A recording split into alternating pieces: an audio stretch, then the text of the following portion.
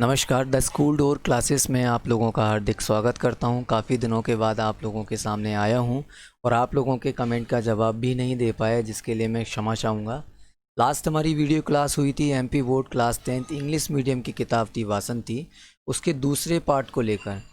उस video class में हमने लेखक परिचय और केंद्रीय भाव पढ़ लिया था, जो कि पार्ट का नाम था संस्कृति का स्वरूप। अगर आपने वह वीडियो क्लास नहीं देखी है तो आप लोगों की सहूलियत के लिए, आप लोगों को आसानी हो इसलिए मैं आई बटन में उसकी लिंक और साथ ही साथ वीडियो की डिस्क्रिप्शन में भी लिंक उपलब्ध करा दूंगा, जिससे आप लोगों की बेहतर मदद हो पाएगी। आइए बच्चों, बिना किसी रुकावट के क्लास प्रारंभ करते हैं। आज की इस वीडियो क्लास में हम इस पार्ट का पहला पैराग्राफ और उससे संबंधित महत्वपूर्ण बातों को भी समझेंगे। संस्कृति की प्रवृत्ति महाफल देने वाली होती है। सांस्कृतिक कार्य के छोटे से बीज से बहुत फल देने वाला वृक्ष बन जाता है। बच्चों, पाठ प्रारंभ करने से पहले हमें दो तीन चीज़ों को समझना होगा। दो तीन चीज़ें मतलब है, यहाँ पर दो तीन शब्द आए हैं, उनको समझना होगा। पहला शब्द है संस्कृति, प्रवृत्ति और सांस्कृतिक कार्य। ये ध्यान रखना, ये शब्द बार बार इस पाठ में आएंगे। ये ऐसे शब्द हैं जिनको बार बार आप लोगों को सुनना पड़ेगा। ये पूरे ही चैप्टर में आप लोगों को देखने को मिलेगा, क्योंकि ये कॉन्सेप्ट है, बेस है, इसीलिए इसके बारे में समझना हमारे लिए आवश्यक हो जाता है। संस्कृति कहते किसे हैं?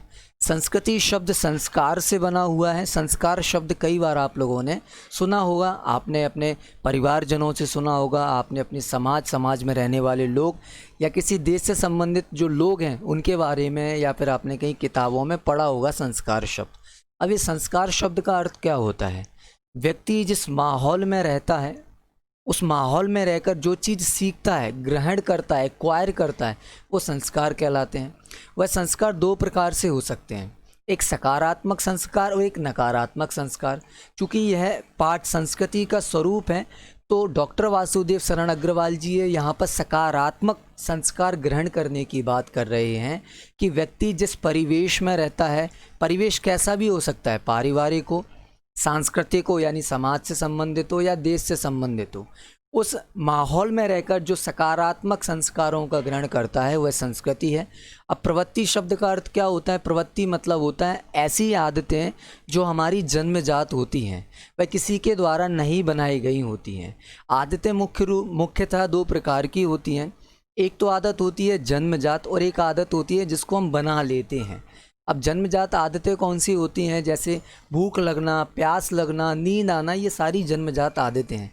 इसको हमने कभी सीखा नहीं है, इसलिए ये इसको प्रवृत्ति कहा जाता है। अब सांस्कृतिक कार्य का किसे कहते हैं? सांस्कृतिक कार्य वह कार्य हैं जिस परिवेश में रहकर आप जो सकारात्मक कार्य करते हैं वह आपके सांस्कृतिक कार्य कहलाते हैं।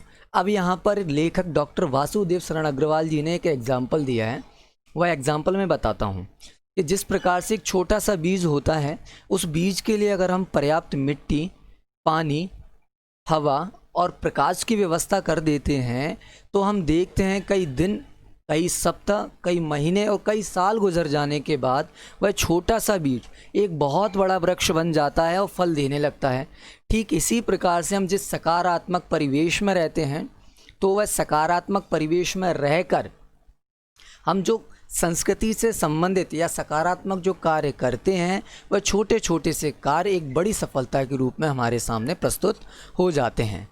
सांस्कृतिक कार्य कल्प वृक्ष की तरह फलदायी होते हैं। जो हम परिवेश में रह कर के जो सकारात्मक कार्य करते हैं ना, छोटे छोटे, वो कल्प वृक्ष की तरह फलदायी होते हैं। कि जिस प्रकार से वो छोटा सा बीज है ना, वो छोटा सा बीज जब बड़ा वृक्ष बन जाता है और बड़ा वृक्ष बन जाने के बाद फल देने वाला हो जाता है, ठीक इसी प्रकार से हम जिस परिवेश में रहकर जो सकारात्मक कार्य करते हैं तो वह भी कार्य फलदायी, कैसा फल? सफलता रूपी फल देने वाला हो जाता है। अब ये कल्प वृक्ष क्या होते हैं, उनके बारे में समझते हैं। प्राचीन पुराण हो, उपनिषद हो, वेद हो, उनका वर्णन ऋषि महात्माओं ने किया है कि कल्प वृक्ष वह वृक्ष हुआ करते थे, व्यक्तियों को जिस प्रकार की आवश्यकता होती थी तो वह कल्प वृक्ष के सामने जाया करते थे और अपनी मनोकामना पूरी कर लिया करते थे। ऐसे कल्प वृक्ष हुआ करते थे। ठीक इसी प्रकार से जो सांस्कृतिक कार्य यानी सकारात्मक कार्य जो हैं वो आपके कल्प वृक्ष हैं। वह कार्यों से आप सफलता प्राप्त करना चाहते हैं, उन कार्यों के द्वारा सफलता प्राप्त करना चाहते हैं, और आप देखते हैं कि कई आप एक मुकाम पे पहुंच जाएंगे, उस मुकाम पर आपको सफलता निश्चित रूप से प्राप्त हो जाएगी। अपने ही जीवन की उन्नति और विकास और आनंद के लिए हमें अपनी संस्कृति की सुध लेनी चाहिए। बिल्कुल सही बात कह रहे हैं कि संस्कृति, मैंने आपको बताए थे, संस्कार दो प्रकार से होते हैं, एक सकारात्मक होते हैं, एक नकारात्मक होते हैं।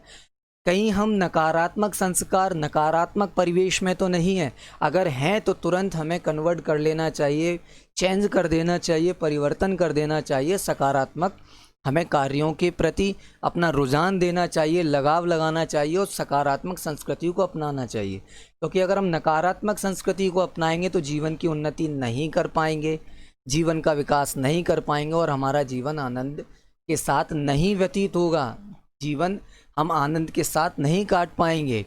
ठीक है, अगर हम सकारात्मक परिवेश में रहते हैं तो हम देखते हैं जीवन की उन्नति लगातार होती चली जाती है, विकास भी होता है और आनंद के साथ हम अपना जीवन यापन करते हैं। आर्थिक कार्यक्रम जितने आवश्यक हैं उनसे कम महत्व संस्कृति संबंधित कार्यों का भी नहीं है। अब यहाँ पर जो लेखक डॉक्टर वासुदेव शरण अग्रवाल जी हैं, वह यहाँ पर दो कार्यक्रमों को एक साथ बताते हैं कि एक आर्थिक कार्यक्रम और एक सांस्कृतिक कार्यक्रम। सांस्कृतिक कार्यक्रम यानी जिस परिवेश में रहकर जो आप सकारात्मक कार्य करते हैं वो आपका हो जाएगा सांस्कृतिक कार्यक्रम। आर्थिक कार्यक्रम कि ऐसा कार्यक्रम, कार्यक्रम का मतलब कार्य करना, कि जहाँ से हमें धन हो, पैसा मिले, ऐसा कार्यक्रम कहलाता है आर्थिक कार्यक्रम। अब यहाँ पर ये कहना चाहते हैं कि आज के माहौल में, आज के समय में प्रत्येक व्यक्ति धन को ज़्यादा महत्व देता है और संस्कृति को महत्व कम देता है, इस प्रकार से माहौल है। लेकिन डॉक्टर वासुदेव शरण अग्रवाल जी कहते हैं कि जितना महत्व अगर आप धन को देते हैं उतना ही महत्व आपको संस्कृति को देना चाहिए। क्यों देना चाहिए? दोनों एक ही रथ के पहिए हैं। ठीक है, एक एग्जाम्पल दिया है कि जिस प्रकार से एक रथ होता है, रथ में दो पहिए होते हैं, अगर एक को हटा देते हैं तो आप देखते हैं वह रथ आगे नहीं बढ़ता है, रथ वहीं रुक जाता है। ऐसे ही जीवन रूपी रथ में दो पहिए हैं, एक आर्थिक कार्यक्रम रूपी पहिया है और एक सांस्कृतिक कार्यक्रम रूपी पहिया है। दोनों में से किसी एक को अगर हम हटा देते हैं तो जीवन रूपी रथ रुक जाएगा। एक दूसरे के पूरक हैं, एक के बिना दूसरे की कुशलता नहीं रहती है। बिल्कुल सही बात कही है कि एक दूसरे के बिना किसी की कुशलता नहीं रहती है। अगर किसी एक कार्यक्रम को अगर हम हटा देते हैं और दूसरे को मुख्य करते हैं तो आप देखते हैं कि जीवन की उन्नति आपकी रुक गई है, जीवन का विकास आपका रुक गया है और जीवन जो आनंद के साथ बिताना चाहते थे उसमें कई प्रकार की रुकावटें, बाधा आने लगी हैं। इसलिए बता रहे हैं कि एक की कुशलता के लिए दूसरे का कुशल होना ज़रूरी है। ठीक है, जो उन्नत देश हैं वे दोनों कार्यक्रमों को एक साथ संभालते हैं। बिल्कुल सही बात कह रहे हैं कि ऐसे देश जिन्होंने उन्नति की है, विकास किया है, तो उन्होंने कैसे किया है कि दोनों कार्यक्रमों को एक साथ संभाला है। कौन कौन से कार्यक्रम? एक आपके आर्थिक कार्यक्रम और एक आपके सांस्कृतिक कार्यक्रम। प्रत्येक जो राष्ट्र हैं, देश हैं, अगर उन्होंने उन्नति की है, विकास किया है, तो दोनों कार्यक्रम को दोनों प्रकार से बराबर से वैल्यू दी है। जितनी वैल्यू उन्होंने, जितनी मुख्यता उन्होंने आर्थिक कार्यक्रमों को दी है, उतनी ही महत्वता उन्होंने संस्कार और संस्कृति को भी दी है। वस्तुतः उन्नति करने का यही मार्ग है। बिल्कुल सही बात है कि प्रत्येक व्यक्ति को अगर उन्नति करना चाहता है, उन्नति करने का विचार है उसके मन में, सफलता प्राप्त करना चाहता है, तो दोनों कार्यक्रमों को आपको एक साथ लेकर चलना पड़ेगा और आपको सकारात्मक संस्कृति के प्रति और सकारात्मक सांस्कृतिक कार्यक्रमों को भी करना पड़ेगा। मन को भुलाकर केवल शरीर की रक्षा पर्याप्त नहीं है। बिल्कुल सही बात है कि आप ऐसा करना चाहते हैं, मन को तो आपने शरीर में से निकाल दिया और शरीर की रक्षा कर रहे हैं, ऐसा तो संभव हो ही नहीं सकता है। जिस शरीर में अगर आत्मा है और आत्मा में मन है तो उस मन के द्वारा ही शरीर का संचालन होता है, शरीर की क्रियाएं होती हैं। अगर उसी आत्मा से या फिर कह सकते उस मन को हटा दिया जाता है तो वह शरीर किसी काम का नहीं रहता है। मैं एक एग्जांपल देता हूँ। जिस मोटरसाइकिल से, जिस बाइक से आप एक स्थान से दूसरे स्थान तक जाते हैं, उस जाने में बाइक तो आपकी सहायक है, मदद करती है, लेकिन उसमें भी सबसे ज़्यादा सहायक क्या है? उसका पेट्रोल, उसका जो ईंधन है। ठीक है, उसका जो फ्यूल है, अगर उसी गाड़ी में से वो फ्यूल हटा दिया जाता है तो आप देखते हैं वो गाड़ी कुछ काम की नहीं है। ठीक इसी प्रकार से बता रहे हैं कि व्यक्ति के जीवन से अगर संस्कृति को हटा दिया जाए, सकारात्मक सांस्कृतिक कार्यक्रमों को हटा दिया जाए, तो आप देखते हैं तो व्यक्ति का जीवन कैसा हो जाएगा, खोखला हो जाएगा, खाली हो जाएगा, उसके पास किसी प्रकार की सोचने समझने की शक्ति नहीं रहेगी। इस तरह से आज हमने अभी इस वीडियो क्लास में पहला पैराग्राफ समझ लिया है। अब इससे संबंधित किस तरीके से प्रश्न आएंगे इसको भी समझते हैं। संस्कृति की प्रवृत्ति महाफल देने वाली होती है। बच्चों इस बात को आप अंडरलाइन कर लीजिएगा, क्योंकि ये स्टेटमेंट कई बार आप लोगों की बोर्ड एग्जाम में पूछा गया है, रिक्त स्थान में आया है।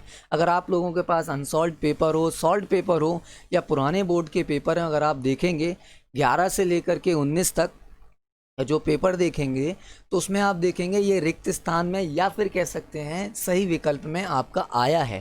किस तरह से प्रश्न आया है, संस्कृति की प्रवृत्ति डैश डैश होती है।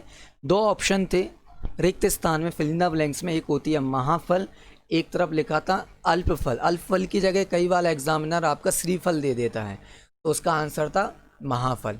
और सही विकल्प में इस तरीके से था, संस्कृति की प्रवृत्ति होती है महाफल, अल्पफल, श्रीफल और इनमें से कोई नहीं, तो इसका आंसर था महाफल। अब हम प्रश्न बनाते हैं।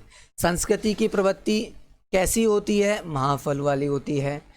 ठीक है, कौन से कार्यक्रम एक बहुत बड़े वृक्ष के समान बन जाते हैं, तो सांस्कृतिक रूपी जो छोटे से बीज रूपी जो कार्यक्रम है वो बड़े वृक्ष के समान बन जाते हैं। सांस्कृतिक कार्यक्रम किस वृक्ष की तरह फलदायी होते हैं, तो कल्प वृक्ष की तरह फलदायी होते हैं। हमें किसकी सुध लेनी चाहिए, हमें अपनी संस्कृति की सुध लेनी चाहिए। अपने जीवन की उन्नति, विकास और आनंद के लिए हमें किसकी सुध लेनी चाहिए, संस्कृति की सुध लेना चाहिए। क्यों लेनी चाहिए, जीवन की उन्नति करने के लिए, जीवन का विकास करने के लिए, जीवन को आनंद के साथ व्यतीत करने के लिए, यापन करने के लिए संस्कृति की सुध लेनी चाहिए। एक ही रथ के 2 पहिए कौन हैं, तो आर्थिक कार्यक्रम और सांस्कृतिक कार्यक्रम एक ही रथ के 2 पहिए हैं। एक के बिना दूसरे की कुशलता किसकी नहीं रहती है, आर्थिक कार्यक्रम और सांस्कृतिक कार्यक्रमों की। उन्नत देश कौन से 2 कार्यक्रम एक साथ संभालते हैं, आर्थिक कार्यक्रम और सांस्कृतिक कार्यक्रम। उन्नति करने का मार्ग क्या है, आर्थिक कार्यक्रम और सांस्कृतिक कार्यक्रमों को एक साथ लेकर चलेंगे तो जीवन की उन्नति हम कर पाएंगे। इस तरह से हमने छोटे छोटे प्रश्नों को देखा है। आप भी इन्हीं प्रश्नों को आप दोबारा से देखिएगा, पढ़िएगा, समझिएगा। आशा है कि आपको आज की वीडियो क्लास बहुत अच्छे से समझ में आई होगी। निवेदन करना चाहूँगा, अगर आप बेहतर समझना चाहते हैं, पढ़ना चाहते हैं, तो आप अपने खुद के नोट्स क्रिएट करते चलिएगा और साथ ही साथ पढ़ते चलिएगा। किस तरह से एग्जामिनर प्रश्न पूछ सकता है इसके बारे में विचार करते चलिएगा। मैं आप लोगों को बताना चाहता हूं, आपके 21 पार्ट हैं और 21 पार्ट में जो सही विकल्प इत्यादि जो 25 नंबर की ओटी आती हैं वो आपके इन्हीं में से आएंगी, कोई अलग से नहीं आएंगी। अगर आपके मन में ये हुआ हो, डर हो, भूत हो कि बहुत कठिन है, कठिन नहीं है, बहुत ज़्यादा सरल है। 25 नंबर लाना बहुत ही आसान है, इसलिए आप डरिएगा नहीं। आशा है आप लोगों को क्लास समझ में आई होगी। आप इसका अभ्यास करें, स्वाध्याय करें, पढ़ें और पढ़ाएं, अपने मित्रों तक इसको फैलाएं और उनको बताएं कि किस तरह से पढ़ना है। और आप पढ़ते रहिएगा, स्वस्थ रहिएगा, भगवान बनिएगा। जय हिंद। फिर मिलता हूँ अगले वीडियो क्लास में।